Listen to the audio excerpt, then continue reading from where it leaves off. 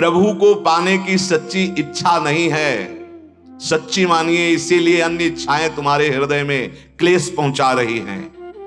जो केवल सच्ची इच्छा प्रकट हो जाए तो बहुत जल्दी हृदय निर्मल हो जाए। पर सच्ची इच्छा का स्वरूप ऐसा है जैसे कई दिनों का प्यासा आदमी केवल जल चाहता है। सच्ची इच्छा का भजन बहुत शीघ्र हृदय को निर्मल कर देता है। विश्वास कर लो, 15 मिनट का भजन 24 घंटे के भजन से बढ़कर हो जाएगा। एक बार सदगुरुदेव भगवान ने भी कहा था कि प्रयासरत भजन अभ्यासी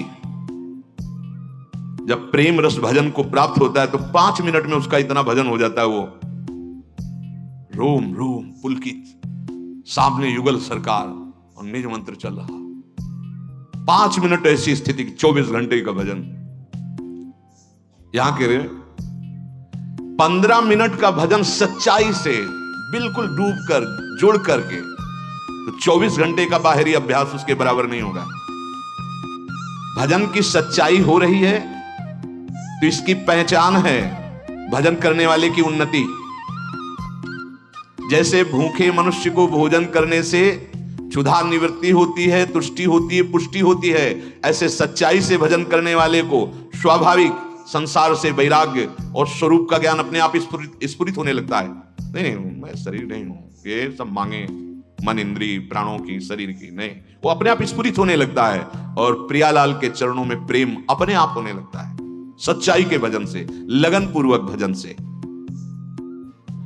जब कभी तुम्हारा मन बुरे काम के लिए तैयार हो जाए, तुम नहीं रोक पा रहे हो, तो उसे फुसला के टाल दो। 1 घंटा, बस 1 घंटा का समय दो हमें। 1 घंटे के बाद हम आपका कहा मान लेंगे, और उस 1 घंटे में नाम कीर्तन शुरू कर दो। वो शांत हो जाएगा, विचार बदल जाएंगे। बुरे काम का संकल्प करने वाले मन का तत्काल साथ मत दीजिए। उस समय उसको फुसलाइए, उस समय उसको अगर डांट के रुकता है तो डांट के नहीं, फुसला के। कल ऐसा 1 घंटे बाद, और उस समय तुरंत प्रबल साधन में लग जाइए। उस समय प्रबल साधन है, आंख मूंदो, प्रभु के सामने बैठ जाओ भावना कर, और नाम कीर्तन शुरू कर दो। वो समय टल गया, वो शांत हो जाएगा, वो शांत हो जाए। हम लोग असावधान हो जाते हैं, जहां वो अपने स्वरूप में अर्थात काम क्रोध आदि के वेग में आया मन, तो हम तुरंत उसका साथ दे देते। नहीं, उससे समय मांगिए, उसको समय में फंसाइए, अंतराय दीजिए। लेकिन यदि भजन में डूब रहा हो तो सब छोड़ दीजिए, उसी समय डूब जाइए। जैसे कोई पद पढ़ रहे हो आप, आपका मन लड़खड़ा करके उस रूप शोभा में जा रहा है, अब आगे बढ़ने की जरूरत नहीं, डूबने दो, डूबने दो, मंत्र में लग रहा है, डूबने दो उसको। रोक करके कोई, जैसे कि अब तो ये समय हमारा इसका है, इन सब साधनों का फल है डूबना। अगर हमारा मन डूब रहा है मंत्राकार, तो हम समाज में बैठे हैं मंत्राकार। हमारा मन किसी पद की पंक्ति में फंस गया, अब फंसे रहने दो, सब चल रहा है, हम अंदर से उसी में। ये किसी को दिखाने की, बताने की बातें नहीं। लेकिन यदि बुरी भावना में फंस गया तो अंतराय दीजिए, तत्काल उसका साथ मत दीजिए, मन का उसको अंतराय में रखिए। इस प्रेम लक्षणा भक्ति को जो प्राप्त कर लेता है वो सिद्ध हो जाता है। सिद्ध शब्द से दूर की बात सुन लेना, मन की बात जान लेना, कई रूपों में प्रकाशित हो जाना, पर्वत आदि में प्रवेश कर जाना, आकाश में विचरण करना, ये सब सिद्धियों की यहां बात नहीं कह रही जा रही। यहां जो सिद्धावस्था, इन सिद्धियों का तो प्रवेश ही नहीं है। इन सिद्धियों की बात क्या, वो मोक्ष रूपी सिद्धि भी नहीं स्वीकार करता। यद्यपि योग्यता ऐसी होती है कि ये सब सिद्धियां हाथ जोड़े आज्ञा के लिए खड़ी रहती हैं, अवसर ढूंढा करते हैं कि कभी मेरे ऊपर एक कृपा कटाक्ष करके महान प्रेमी आदेश कर दे। वो इन सिद्धियों को प्रेम के आगे तिनके के समान तुच्छ समझकर त्याग देते हैं और इनको स्वीकार नहीं करते। जिस समय प्रेम का स्फुरण होता है तो इस मृत्यु लोक के भोगों की किसी की क्या सामर्थ्य की उसके चित्त में प्रभाव पैदा कर सके। न पारमेष्ठ्यम न महेंद्रधिष्णम न सार्वभौमम न रसाधिपत्यम न योग सिद्धि रपुनर्भवम वा मयि अर्पितात्मे इच्छति मत विनान्यत्। ओहो, भगवान कहते हैं मेरे में चित्त जिसने अनन्य रूप से लगा दिया है, उसके हृदय में ऐसा प्रेम स्फुरण होता है कि वो प्रेमी भक्त ब्रह्मा का पद, देवराज इंद्र का इंद्रासन, चक्रवर्ती सम्राट, लोक लोकांतरों का आधिपत्य, योग की सिद्धियां या सायुज्य मोक्ष आदि कुछ भी नहीं चाहता। ऐसा अपार आनंद उसके हृदय में प्रकट होता है, सब चाह मिट जाती है।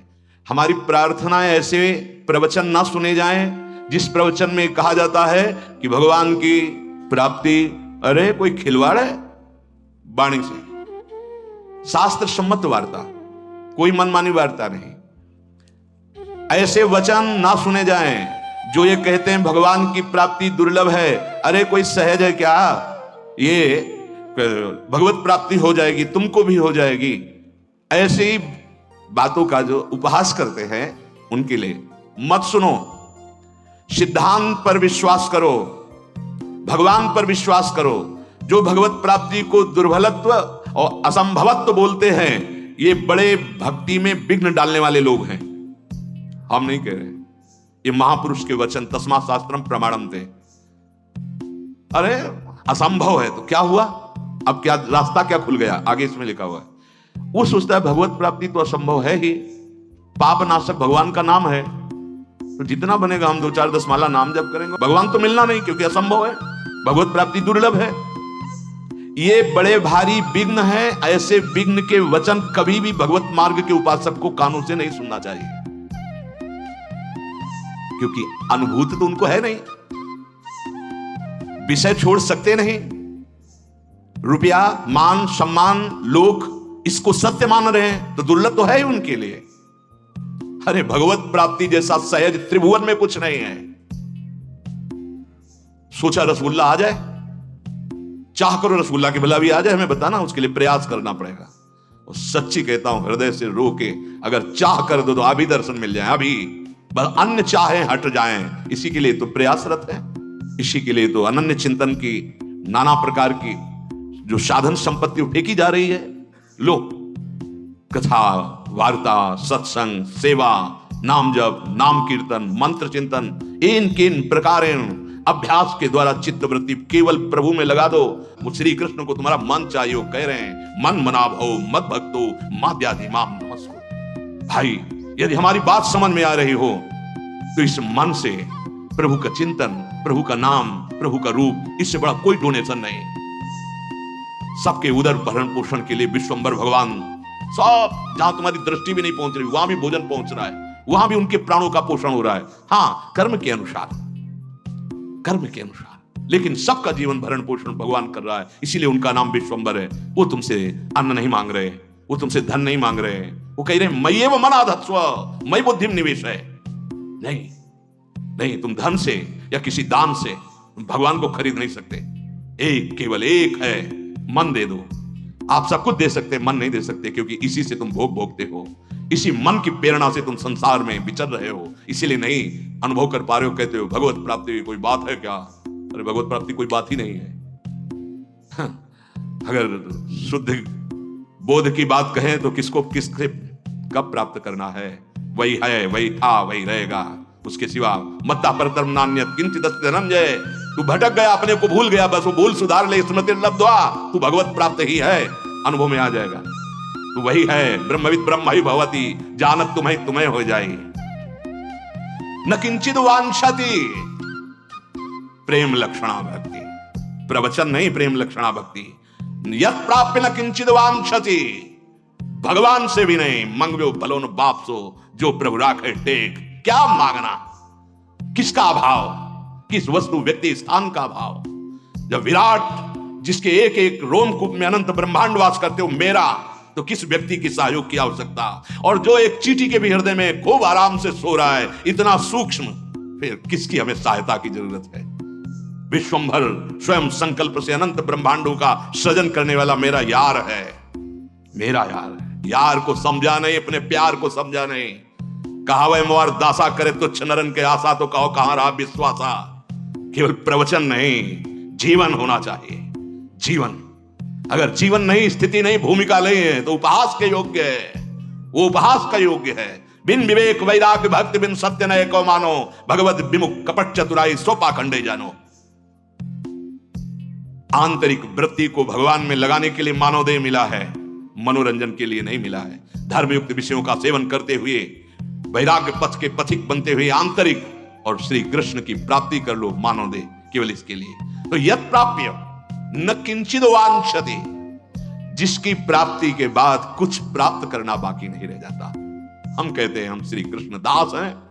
गुलामी मन की, गुलामी धन की, गुलामी मान की, प्रतिष्ठा की, इस देह की कहलाते हैं श्री कृष्ण दास। हम भगवत दास कहलाते हैं। कलंक लगाते हैं दासत्व में हम, वेशधारी हरि के उर्शाले।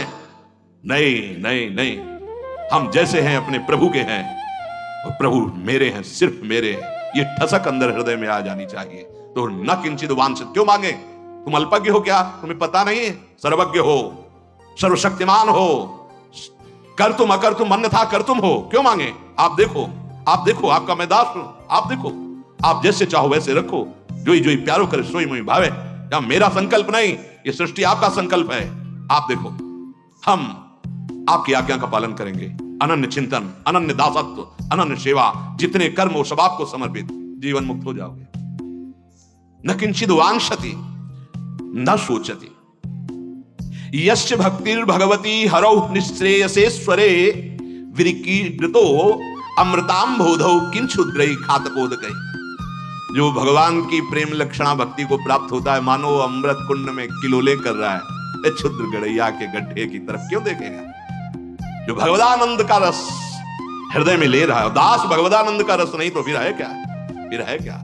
चक्रवर्ती सम्राट पद कहला करके अगर वो बलशाली होकर सेना उसके पास नहीं है, प्रजा को सुखी नहीं कर रहा, तो किस बात का राजा? सेना, विवेक रूपी सेना, जो इंद्रिय और मन के विकारों का नाश करके एकमात्र अपने अधीन कर ले और इन्हीं इंद्रिय और मन को भगवदानंद में डुबो दे, वो हुआ हरिदासत्व। हरिदास काहे को भटके?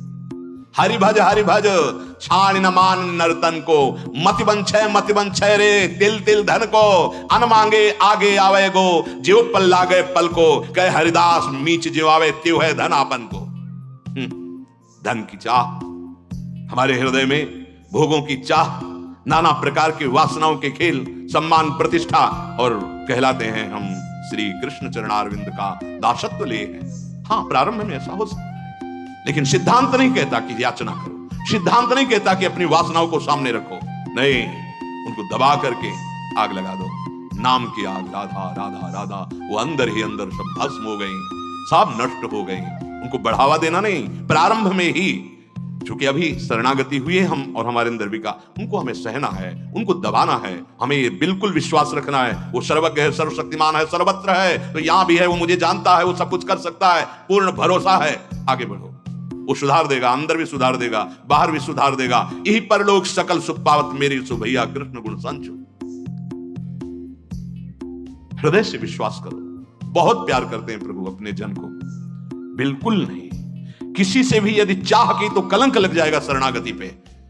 हमारा भजन इसी बात का है कि हम पड़े हैं तो आपके सहारे हैं, हम चल रहे हैं तो आपके दिए हुए बल से चल रहे हैं। हमें और किसी का बल और किसी से चाह की पूर्ति नहीं चाहिए। अगर चाह भी होती है तो आपके सामने पेश है, बस केवल आप चाहो पूर्ण करो या नष्ट करो, छूट है प्रभु। अन्न से चाह, अन्न से चाह, सच्चाई से यदि आप कोई भी सेवा करते हैं तो आपको मांगना नहीं पड़ेगा। शब्द लिख लीजिए, मांगना नहीं पड़ेगा। वो सर्वज्ञ सर्वशक्तिमान तुम्हारे मन में बैठा देख रहा है। ये हम कहें कि सेवा के लिए हमें अर्थ मांगना पड़ेगा, सेवा ही नहीं हो रही। अगर सेवा कर रहे हो तो सेव्य सब देख रहा है, आगे से आगे व्यवस्था ना हो तो मुझे बताओ, आज तक बताओ, आप मांग नहीं रहे तो कौन सी सेवा रुकी है? कौन सा आपको समस्या आ गई? अगर मांग के करना चाहते हो तो सेवा फिर अन्य आश्रय बन जाए तो हमारी सेवा में कलंक लग जाएगा। कुछ नहीं तो हमारे आंसू है ना, हम रो रो कर तुलसी दल और एक चुल्लू जल भर करके उसमें दोने पे रख देंगे और जल में भावना करेंगे 56 भोग की। लो प्रभु, श्रृंगार में भावना करेंगे, तुलसी जी चरणों में चढ़ा दी, संपूर्ण श्रृंगार हो गया और जल आपके सामने। प्रभु मुझ किंचन के पास आप ही कहो, दूसरा कोई। अश्रु चल रहे, हो गया, इससे बड़ा कोई पूजन नहीं, इससे बड़ा कोई श्रृंगार नहीं। हम अपने आराध्य देव की सिवा अन्य नहीं। ना किंचित वांछति, ये बैठा लो हृदय में यदि आगे बढ़ना है। कदम कदम पे जीवन में अनुभव किया, कदम कदम पे व्यवस्था उनकी, कदम कदम पे। अरे कर तुम अकर तुम अन्यथा कर तुम सर्व सामर्थ्यशाली। श्री जी साथ चल रहे हैं तो फिर दुर्लभ क्या? हम लोग विश्वास में डगमगा जाते हैं। बट विश्वास अचल निज धर्मा। अरे वो जान रहा है, तुम जो सोच रहे हो वो सुन रहा है, बोलने की मुझसे जरूरत नहीं है। वो सर्वशक्तिमान है, वो जैसा करेगा परम मंगल करेगा। ना किंचित वांछति, नहीं, चाह नहीं होनी चाहिए। चाह अगर है किसी से भी तो ये हमारी शरणागति में कलंक लग जाएगा। जो इस प्रेम लक्षणा भक्ति को प्राप्त करना चाहते हैं, इस बात को समझ लें। कैसी भी परिस्थिति हो, किसी के सामने पेश मत करो। वो जान रहा है, वो जब करेगा तो नाच पड़ोगे, रो पड़ोगे कि कितनी हमारी बात देखते हो, कितना हमें प्यार करते हो प्रभु। और दूसरा करेगा, तब आप जब आप याचना करेंगे और फिर वो दूसरा करेगा तो बदल जाएगा, आश्रय बदल जाएगा। यत् प्राप्य न किंचित वांछति और ना सोचति। भक्त जब ना मोक्ष की चाह करता है तो भोगों की बात क्या। सच्ची मानिए, जब हृदय ऐसी शांति को प्राप्त हो जाता है, ऐसे आनंद को प्राप्त हो जाता है, ये सारे वैभव उसके आसपास हाथ जुड़े खड़े रहते हैं। जब वैभव पति उसके हो गए, मायापति उसके हो गए, अनंत शक्तियों के स्वामी उसके हो गए, तो उसको क्या जरूरत है। सच्ची उसके अंदर कोई चाह नहीं रह जाती। स्थिति आती है, कोई चाह नहीं रह जाती। भोगों के नाश में या किसी के बिछुड़ जाने पे या सर्वस्व के विरोध पर ना सोच, उसके अंदर शोक नहीं होता। जैसे बहुत लोग सपोर्ट कर रहे हैं तो आप राजी हैं, और बहुत लोग विरोध करने लगे तो आपकी भक्ति लोगों के अनुसार चल रही क्या? आपकी भक्ति लोगों के अनुसार चल रही कि सपोर्ट कर रहे हैं तो हमारी भक्ति ठीक है, और वो कल सपोर्ट ना करें, वो प्रशंसा ना करें, निंदा करने लगे तो तुम्हारी भक्ति टूट जाएगी, लड़खड़ा जाएगी। नहीं, ये एकांतिक भक्ति दृढ़ होनी चाहिए। कोई सपोर्ट करे या कोई निंदा करे, हमारे उससे कोई फर्क नहीं पड़ता। हमने अपने हृदय से गुरु प्रताप से प्रभु से प्यार किया है। वो भी हमें प्यार न करे तो भी कोई चलेगा, वो भी हमें प्यार न करे तो भी हम उन्हीं को प्यार करेंगे। चूकना नहीं। वो तुम तो जो प्रेम का किनका पाए हो, उनकी नजर से पाए हो, वो प्रेम समुद्र है, ऐसा नहीं हो सकता।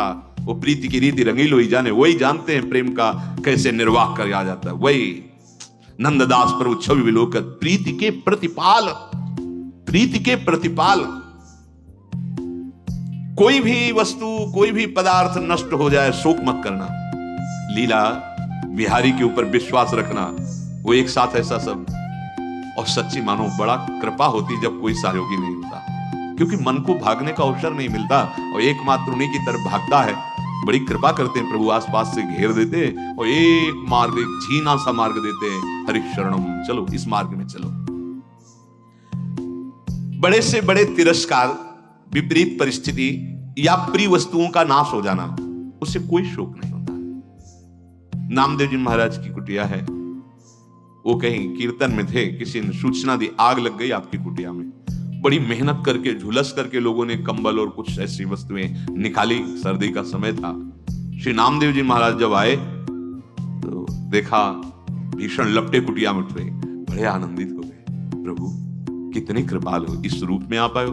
बोले देखो बड़ी मेहनत करके कंबल बचाया। बोले लाओ लाओ, और झोंक दिया कंबल। जो जो सामग्री बचाई थी अरे प्रभु आए हैं, पाले पाओ प्रभु पाओ। वो लोगों ने कहा इतनी मेहनत करके निकाला, और सब नाराज अंदर से, मतलब असंतुष्टता हुई कि इतना झुलस करके निकाला है, सामग्री सब उसमें फेंक दिया। ठीक है, अब शाम तक सब जल गई और 2-3 घंटे 4 घंटे में, सर्दी का समय था, राख शीतल, हल्का सा थोड़ा सा, तो वही राख फैला के उसी में लेट गए। बड़ी कृपा प्रभु आपकी, बड़ी कृपा, एक शब्द नहीं और निकला, बड़ी कृपा। प्रभु ने रुक्मिणी जी से कहा कि हमको रजाई अच्छी नहीं लग रही, क्योंकि नामदेव जी को अभी थोड़ा नीचे से गर्मी महसूस हो रही थी तो नींद आ गई, अब तो वो भी ठंडा होने जा रहा है। नहीं नहीं चलो। बोले चलो प्रभु आप आदेश करो, कौन से भुवन की रचना कर दें। रुक्मिणी जी महालक्ष्मी है, महामाया, एक संकल्प से अनंत ब्रह्मांड बनाने की सामर्थ्य रखती है, भगवान की शक्ति है, भगवान का सामर्थ्य है वो। हाँ प्रभु बोलो कौन से लोक की रचना। बोले लोक की रचना नहीं, कुटिया की रचना करनी है, और वो भी पूरे विश्व से सुगंधित तृण लाए जाए, सुगंधित चंदन की लकड़ी, ऐसे ऐसे पत्ते जिनमें सौरभ हो, तेजस्वी हो और कभी नष्ट ना हो। बोले प्रभु ये तो गरुण जी को सेवा दी जाए। गरुण जी, उनके लिए तो वो तो मन से भी अधिक वेगशाली, वायु से वेगशाली मन है, और मन से भी वेगशाली कई गुना गरुण जी है। देर न लगे आगे। रुक्मिणी जी ठाकुर जी पार्षद, ऐसी सुंदर कुटिया, पर्ण कुटी, सौरभ ही सौरभ, आनंद ही आनंद, और अपना पीतांबर ठाकुर जी नामदेव जी को उठा दिया। नामदेव जी तो सोए थे जली हुई राख के ऊपर, और जब जगे तो देखा कोई हर्ष नहीं हुआ। जानते मेरे स्वामी का सब लीला विलास है, पीतांबर और गले से लगा, हम समझ गए। अब गांव के लोग जो वहां से रास्ता था तो निकले तो देखा सौरभ पूरे गांव के लोग आ गए। अरे नामदेव जी रातों रात इतनी सुंदर कुटिया बनवा ली, हम भी बनवाएंगे। कौन से कारीगर के द्वारा बनवाया, कितनी फीस लगती है? बोले फीस तो कुछ नहीं लेते। फिर अरे तब तो बुलाओ। बोले बुला भी देंगे, पहले ऐसा करो सब सामान घर में पैक करके आग लगा दो। सब सामान घर में रख के और जो भी ऊपर ओढ़े हो ये सब पैक हो और आग लगा दो और फिर उसी राख पे सो कुटिया बन जाएगी। किसकी ताकत है ऐसे आग लगा दे? तो ना सोचती। जो भगवान का अनन्य प्रेमी होता है, बड़ी से बड़ी हानि हो जाने पर उसे शोक नहीं होता, क्योंकि पता है मेरे प्रभु की एक भ्रकुट इशारे में अनंत ब्रह्मांडों का सृजन हो गया। ये मेरा घर, ये मेरी वस्तु क्या। कल एक अच्छे उपासक थे, वो कह रहे थे, गृहस्थ धर्म के थे, कि मैं बहुत धर्म पूर्वक और भजन में चलता हूं, पर लगभग मुझे असफलता ही हाथ लगती है, तो ये कब तक चलेगा? निराश नहीं होना। उनको उदाहरण में बता, निराश नहीं होना। तुम धर्म से चल रहे हो, भगवान का भजन कर रहे हो, तुम्हारा मंगल होना है, इसलिए तुम्हारे पाप बड़ी शीघ्रता पूर्वक नष्ट किए जा रहे हैं। लौकिक असफलता कोई असफलता नहीं है। अगर नाम जप चल रहा है, धर्म से चल रहे हो, तो तुम परम सफलता को प्राप्त हो रहे हो। और नाम जप नहीं, धर्म नहीं है, अधर्म पूर्वक चल रहे हो और तुम्हें लौकिक संपत्ति मिलती है, तो कोई सफलता नहीं है। ये भारी विपत्ति का रूप धारण करेगी और सर्वनाश की लीला हो जाएगी। और धर्म से चल रहे हो तो थोड़ी असफलता दिखाई दे रही है, लेकिन एक दिन ऐसे दीपक की तरह जलोगे, लेकिन जलते रहोगे, प्रकाशित होते रहोगे, कुल परंपरावर आनंदित रहोगे और तुम्हारा जीवन पूर्ण होते होते ऐसी भक्ति महारानी कृपा करेंगी, क्योंकि धर्म से चले हो, नाम जप किया है, भगवान की प्राप्ति।